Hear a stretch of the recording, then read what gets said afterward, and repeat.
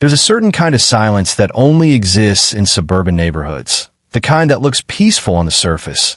Birds chirping, sprinklers hissing, driveways lined with identical cars. But underneath, it hums with tension, a silence built on judgment, appearances, and the constant, invisible pressure to fit in. For Jack Reynolds, that silence had always been background noise. He was a quiet, hardworking man who spent most of his life behind the wheel of his truck, a dusty blue Ford F-250 that had seen more of America than most people in his HOA ever would. To him, that truck wasn't just transportation. It was a symbol of sweat, labor, and the kind of pride that doesn't come from looking perfect, but from earning every inch of your life. He'd parked it in his driveway for years. Never caused trouble, never blocked a neighbor, never thought twice about it. But in neighborhoods governed by people obsessed with rules and appearances, it only takes one person to decide that something ordinary is unacceptable. It began on a Thursday morning, early enough that the sun hadn't yet burned through the fog. Jack stepped out with his coffee in hand, same as every day, and there it was, a bright yellow envelope under his windshield wiper. Official, cold, stamped with the HOA's logo like a scarlet letter. Vehicle in violation of community standards.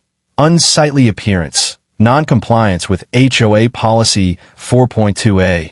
He read it twice, then looked around. Same truck, same driveway, same quiet street. Nothing had changed except that someone, somewhere, had decided his truck didn't belong. At first, he laughed it off. Surely, it was a mistake. Maybe a misunderstanding. Maybe the HOA board had mixed him up with someone else. But as he walked inside, he couldn't help noticing the looks. Two neighbors across the street whispering beside their mailboxes, one shaking her head like she'd been waiting for this. Jack wasn't the kind of man who picked fights, but he also wasn't the kind to back down when something felt wrong. That night, he read through the HOA bylaws for the first time, a thick, smugly worded booklet full of phrases like aesthetic uniformity and community visual harmony. He found the rule, 4.2, and there was in black and white. No vehicle deemed aesthetically inconsistent with the community's appearance may be parked in driveways for extended periods. He stared at those words, aesthetically inconsistent, and felt a slow burn rise in his chest. It wasn't about a truck. It was about class, pride, and control. About people who thought the world should look one way. Their way. The next morning, Jack sent a calm email to the HOA requesting clarification. He attached photos of his clean, well-kept truck and asked for specifics. What, exactly, made it an eyesore? He got no reply. Instead, a week later, another envelope arrived. This time, with a fine, $250 for failure to comply. That's when something inside him shifted. It wasn't anger yet. More like disbelief mixed with quiet defiance. He knew his rights, knew his vehicle was registered, insured, and fully operational. But he also knew this wasn't just about rules. It was personal. Over the next few days, the fines kept coming. $250 became $500, then $750. By the third notice, the language had grown harsher. Failure to remove the non-compliant vehicle will result in legal action. Jack stared at the paper, then at his truck, the same faithful machine that had hauled lumber for his father, helped neighbors move, and pulled strangers out of snowbanks. He looked at that truck and saw his life, and he knew one thing for certain. He wasn't going to let anyone tell him it didn't belong. That night, under the pale porch light, he sat on the tailgate with a notebook and pen. He started to sketch something, a rough idea that came not from anger, but from clarity. If they wanted to fight over parking spaces, then he'd give them something to remember. In the distance, sprinklers hissed softly, porch lights flickered. The street looked calm again, but for the first time, Jack saw the truth beneath it. This wasn't a neighborhood. It was a stage, and the HOA thought they were the directors. They just didn't know the script was about to change. Days turned into weeks. The yellow envelopes kept coming, each one more severe than the last. They piled up on Jack's kitchen counter like a growing accusation. Silent reminders that someone, somewhere, had decided to make his life difficult. He stopped parking in the driveway. Not out of defeat, but out of strategy, he moved his truck to the curb just outside HOA boundaries, right at the edge of the neighborhood sign.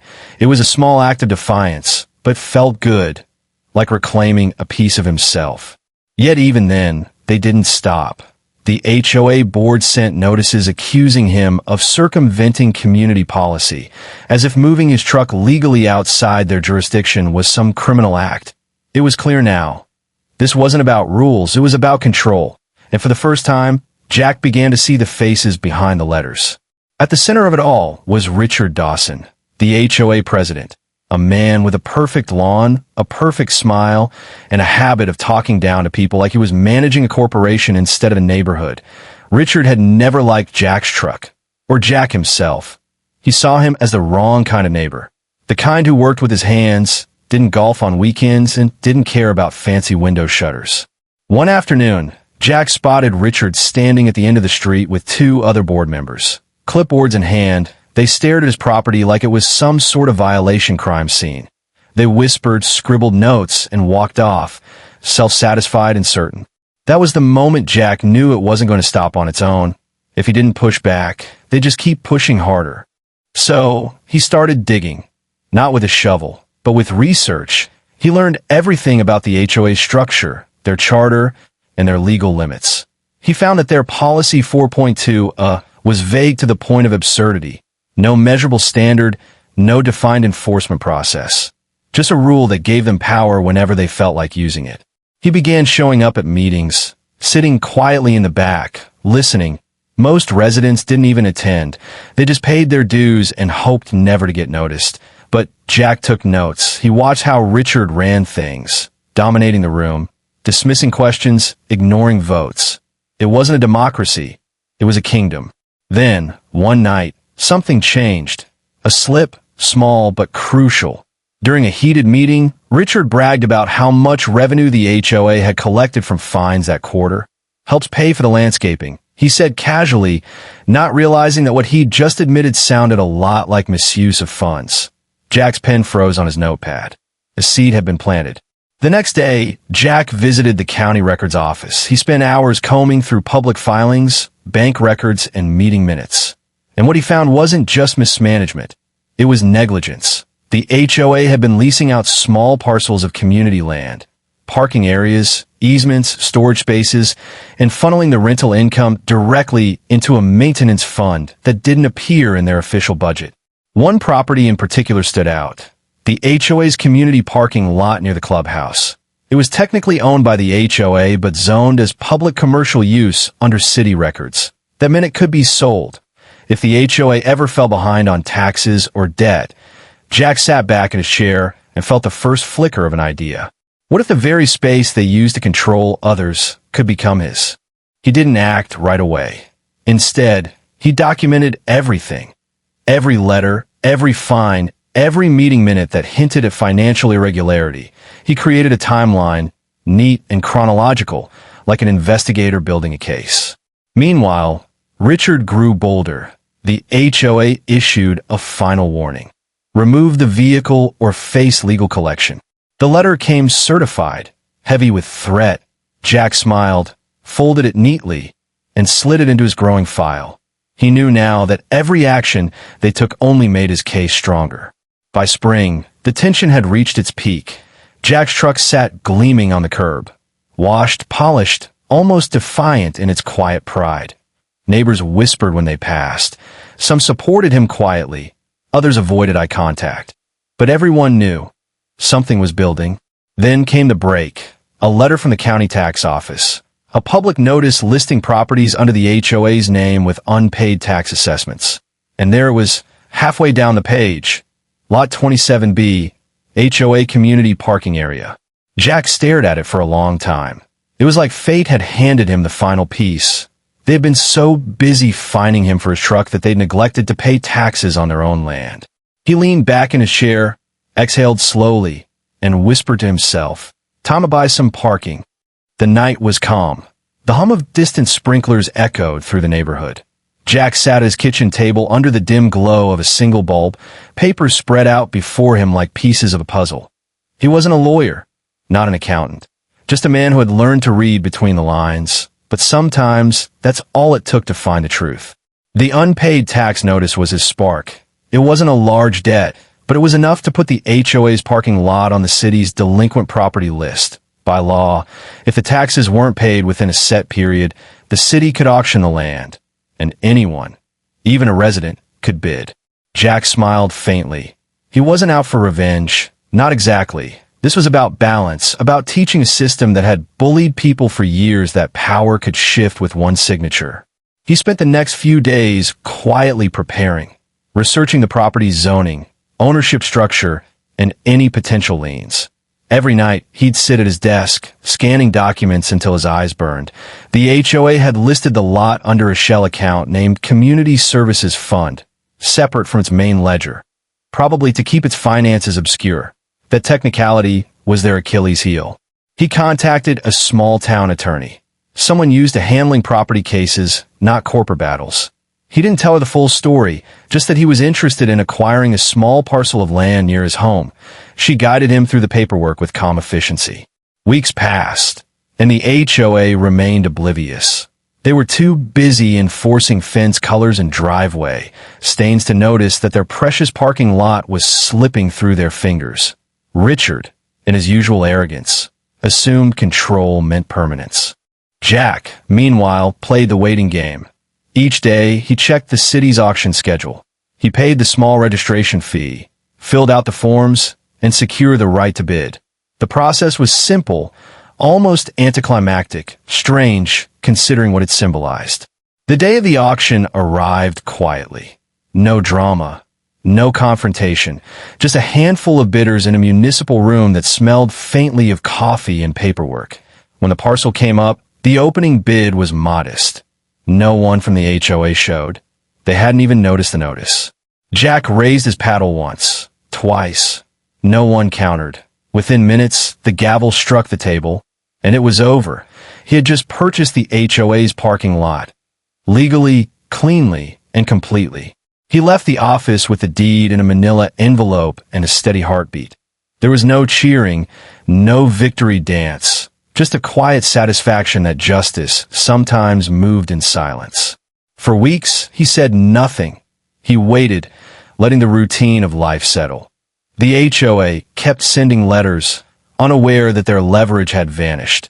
Until one day, a meeting notice arrived, community parking update, attendance mandatory. Jack went. The room was packed. Richard stood at the front, tie tight, jaw set. Behind him, a projector displayed financial slides, all polished confidence. But then came the moment of truth. Richard mentioned the parking lot's name, Lot 27B, and said the HOA would begin issuing new parking permits soon. Jack raised his hand, calm, deliberate. That might be difficult, he said evenly. You no longer own it. The room fell silent. Richard blinked, thrown off script. What do you mean? He asked, voice tight.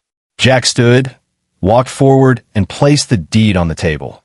The golden seal of the county recorder glinted under the fluorescent light. You forgot to pay your taxes, Jack said quietly. I bought the parking lot last month.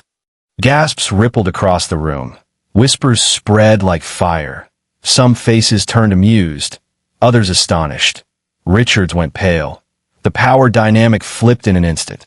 The man who had fined, threatened, and bullied now stood powerless before the neighbor he had tried to humiliate. Jack didn't gloat. He simply gathered his papers and left, leaving behind a stunned silence. Outside, the air felt lighter. The sun dipped behind the trees, casting long shadows over the very community that had underestimated him. But the story didn't end there. In many ways, it was just beginning, because ownership came with control, and Jack understood exactly what to do with it. He didn't fence it off or restrict anyone. He opened it, made it accessible, maintained, free. He even put up a small sign at the entrance, community parking, courtesy of Jack Miller. Neighbors smiled when they saw it. For once, the HOA couldn't issue a single fine or dictate a single rule. They had to request permission from him. Behind closed doors, the board panicked. Meetings stretched into hours, strategies collapsing under their own hypocrisy. And through it all, Jack remained calm, polite, and meticulous. He didn't raise his voice or bend the rules. He simply followed them better than anyone else ever had. In time, Word spread. Other homeowners started reviewing their own HOA bylaws, questioning authority, asking for transparency. A quiet revolution began, one fueled not by anger, but by understanding. Jack never sought fame. He didn't even tell the story publicly. But in that neighborhood, his name became legend. The man who turned an HOA's arrogance into his quiet victory. And every morning, as he walked past his truck gleaming in the driveway, parked freely and proudly, he'd glance toward the parking lot, his parking lot, and smile, not with pride, but with peace. Because in the end, it wasn't about winning a fight. It was about proving that fairness still mattered, that patience could outlast arrogance, and that sometimes justice doesn't shout. It signs its name on a deed. The morning after the meeting, the neighborhood woke to whispers. The once feared HOA board had fallen silent. The glossy newsletters stopped arriving. The patrol notes vanished from doorsteps. And for the first time in years, residents felt an unfamiliar sense of calm. Jack's small victory had become something bigger. People began waving to him as he passed by, curious but respectful. Some approached him in quiet gratitude. Others simply nodded, relieved that someone had finally done what everyone else only dreamed of. Across the street, Richard stayed out of sight. The man who once strutted through the neighborhood with a clipboard now avoided even eye contact. His power had evaporated overnight, dissolved not by anger, but by law. And that, perhaps, was what hurt him the most. The HOA's internal panic unfolded behind closed doors. Emergency meetings, legal consultations, late-night calls to the association's lawyer, all leading to the same conclusion. There was nothing they could do. The sale was legitimate, the taxes had been delinquent, and the deed was clear. They had lost their leverage because of their own negligence. Jack watched from a distance. He didn't interfere. He didn't gloat. He simply maintained his property, trimming the hedges, mowing the grass, repainting the faded parking lines, all at his own expense. It wasn't about ownership. It was about stewardship. But the community noticed. They saw how one man's act of quiet defiance had created something positive. Kids started riding their bikes in the lot again. Families parked their cars there without fear of fines. The space once used as a symbol of control became a place of freedom. Richard, however, couldn't let it go. Pride rarely dies quietly. He began spreading rumors, claiming Jack had cheated the system, that it was illegal, that the city would reverse the sale. But as weeks turned into months, nothing happened. The deed held. The law stood firm. Eventually, Richard resigned. The notice came in a short, bitter email to the remaining board members. No explanation, no farewell, just silence. And with his departure, the HOA's grip loosened. A new board formed months later, smaller, quieter, built on transparency rather than authority. They reached out to Jack, humbly, asking for cooperation. He agreed, on one condition, that the rules be rewritten to serve the community, not control it. Together, they began a slow transformation. Policies softened, fines decreased, enforcement turned into guidance. The HOA that once stood as a symbol of oppression slowly evolved into something closer to its original purpose, community improvement. Jack didn't take a leadership role. He didn't need to. His actions had already spoken louder than any speech. But his presence at the meetings became a silent anchor, a reminder that power, when abused, always finds a reckoning. Years later, when new families moved in, they'd hear the story in passing. How a man named Jack Miller had once been told his truck was an eyesore. How the HOA tried to fine him into submission. And how, in an act of quiet brilliance, he had bought the very land they stood on. It became neighborhood folklore, retold with pride, sometimes with humor, but always with respect. Jack's truck remained parked in the same spot, clean, polished, a small flag fluttering from the antenna. It wasn't just a vehicle anymore. It was a monument to patience, persistence, and principle. And every evening, when the sun dipped low and cast long golden rays across the neighborhood, he'd take a slow walk past the parking lot. Kids played, neighbors laughed, and for the first time in years, the community felt alive. He'd stop for a moment, lean on the fence, and watch the light dance across the polished hood of his truck. The same truck they once called an eyesore. Now, it stood as a quiet reminder that dignity never needed permission. The HOA building, once a place of fear, now carried an entirely different energy. Its door stayed open, its board transparent. And in that transparency, trust began to grow again. Jack never called himself a hero. He didn't think in those terms. He just believed that rules meant nothing without fairness, and that sometimes to change a system, all you need is the courage to do the paperwork everyone else ignores. He kept the original deed framed in his study, not as a trophy, but as a lesson. Beneath the glass, in small print, the date of purchase stood out, the day when silence turned into power, when patience became justice. Because in the end, Jack's story wasn't about rebellion. It was about redemption, about proving that even in places built on control, humanity could still find a way to breathe. And as the sun set over the quiet streets and the steady hum of life filled the air, the world seemed to whisper what Jack had known all along. That fairness is worth fighting for, and that sometimes the best revenge is simply living freely under your own rules. Years drifted quietly.